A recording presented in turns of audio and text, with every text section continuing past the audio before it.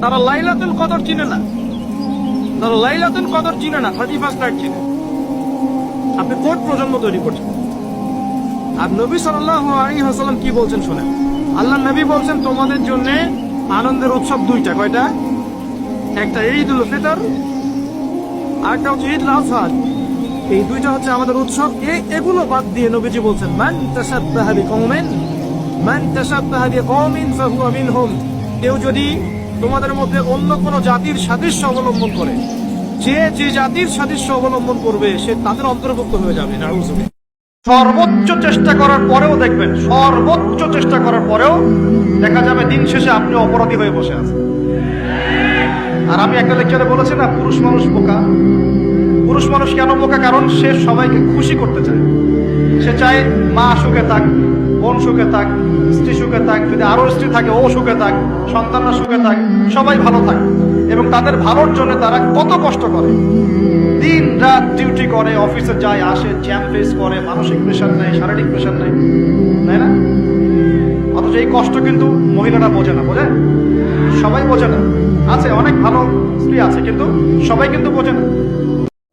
দায়িত্ব, একটা মানুষের দায়িত্ব নেয়া, তার অভিভাবক হওয়া, তার সাথে জীবনের সুখ দুঃখ হাসি কান্নাকে ভাগাভাগি করে নেয়, তার সাথে জীবনের উদ্দেশ্য ফিক্স করা, কষ্ট করে হলেও সবর করে হলেও সুখে দুঃখে পাশে থাকা, স্বপ্ন মানে পাশে থাকা, স্বপ্ন মানে কি? পাশে থাকা, তার দায়িত্ব নেয়া, রেসপন্সিবিলিটি নেয়া, তাকে খাওয়ানো, তার ভরণ পোষণ দেয়া। কেউ যদি আপনার স্ত্রীর দিকে খারাপ চোখে তাকায়, আপনি তার চোখটা পর্যন্ত তুলে ফেলবেন এর নাম বিয়ে। আল্লাহকে বলবেন, আল্লাহ আমার জন্য উপযুক্ত, যে আমার জীবনে আসলে দুনিয়া আখিরাত দুটোই সুন্দর হয়ে যাবে। আল্লাহ এমন কোন মেয়ে বা স্ত্রী আল্লাহ তুমি আমার জীবনে এনে দাও। এই দোয়া আল্লাহর কাছে করো। এরপর যখন পাত্রী যদি পছন্দ হয়ে যায়, যে না সব দিক থেকে মাশাআল্লাহ তাকে পারফেক্ট মনে হচ্ছে, আপনি যদি মন থেকে তাকে ভালোবাসা শুরু করেন, ডানেও দেখবেন না আর বামেও দেখবেন, বাস তাকে নিয়ে জীবন কাটিয়ে দেবেন। করা যাবে ইনশাআল্লাহ। তুমি 25 বছর এদিকে পড়াশোনা করেছো, কিন্তু 25টা হাদিস তোমার জানা নাই। 25 জন সাহাবীর নাম তুমি বলতে পারবে না। তুমি রাসূলুল্লাহ সাল্লাল্লাহু আলাইহি ওয়াসাল্লামের জীবনী কখনো পড়ে দেখো নাই, ছুঁয়েও দেখো নাই। তার স্ত্রীদের নাম তোমার জানা নাই। 10 জন জান্নাতি সুসংবাদপ্রাপ্ত সাহাবীর নাম তোমার জানা নাই। কিন্তু তুমি এদিকে science, arts, commerce, physics, chemistry, biology, হাবি জাবি সব পড়ে শেষ করেছো। ইসলামের বেসিক নলেজ তুমি অর্জন করো নাই। যাররা পরিমাণ সন্দেহ করবেন না যে আল্লাহ কি দিবেন না দিবেন না, আল্লাহ পাক অবশ্যই দিবেন ইনশাআল্লাহ। ওয়া মান ইয়াতাওয়াক্কাল আলাল্লাহ ফাহুয়া হাসবুহ। যে আল্লাহর উপর তাওয়াক্কুল করে আল্লাহ পাক একাই তার জন্য যথেষ্ট। আল্লাহ পাক যথেষ্ট। ইয়ারযুকু মান ইয়াশা বিগাইরি হিসাব। আল্লাহ পাক বেহিসাব রিজিক দেন যাকে চান। মিন হাইসু লা ইয়াহতাসিব। এমন উৎস থেকে রিজিক দিবেন যে সে কল্পনা করে নাই। রাসূল সাল্লাল্লাহু আলাইহি ওয়াসাল্লাম বলেছেন, কখনো উঁচু স্তরের লোকদের দিকে তাকাবে না। যার উঁচু বাড়ি আছে, তোমার চেয়ে উঁচু বাড়ি আছে, তোমার চেয়ে বড় গাড়ি আছে, তোমার চেয়ে বেশি টাকা আর্ন করে, ওদের দিকে দেখবে না, ওদের দিকে চোখ দিও না। বরং তোমার চেয়ে নিচে যারা আছে, দরিদ্র যারা, তোমার চেয়ে যারা দরিদ্র, ওদের দিকে তাকাও।